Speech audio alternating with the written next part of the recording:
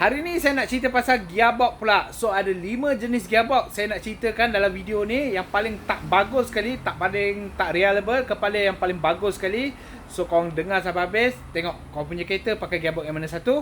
Kongsi kat dalam komen nanti.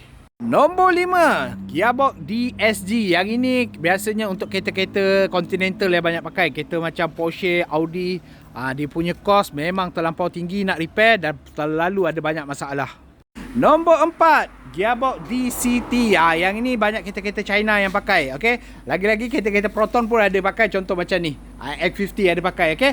Kereta ni dia punya gearbox agak kurang juga. Tapi yang bagus dekat gearbox DCT ni, dia punya respon agak cantik. Okay? Cuma dia cepat overheat dan cepat ada jacking juga selalunya. Nombor 3, yang ni memang kebanyakan kereta-kereta sekarang dah pakai. Gearbox CVT. Ini tak payah nak komen, korang sendiri dah tahu dah. Gearbox CVT adalah kereta sekarang banyak dah pakai. Toyota, Nissan, Honda, even Proton pun ada dah start pakai gearbox CVT ni. Okay? Cuma gearbox CVT ni manja. So dia agak bising sikit kalau korang tekan terlampau laju. Cuma kalau untuk CVT ni, dia jimat minyak. Lepas tu dia punya penugaran gear dia sangat-sangat smooth. Yang kedua jatuh kepada AMT. Ni dia ada model 480, 580, ada juga 680. Yang ni model-model lama kebanyakan pakai dan termasuk dengan Mazda. Mazda sampai sekarang masih menggunakan model 680. So kalau korang ada kereta Mazda tu, korang patut bersyukur.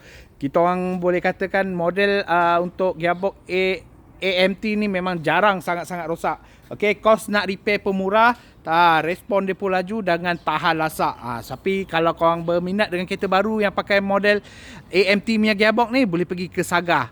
Tapi dia untuk gearbox untuk spek standard dengan eksekutif saja. Kalau yang mana ambil premium, dia pakai CVT punya gearbox. Nombor 1 jatuh kepada gearbox manual. Yang ini paling senang sekali nak jaga. Paling tak sakit kepala. Kalau nak repair pun kos dia tak tinggi. Tapi tak ramai lagi nak pakai lah gearbox manual ni.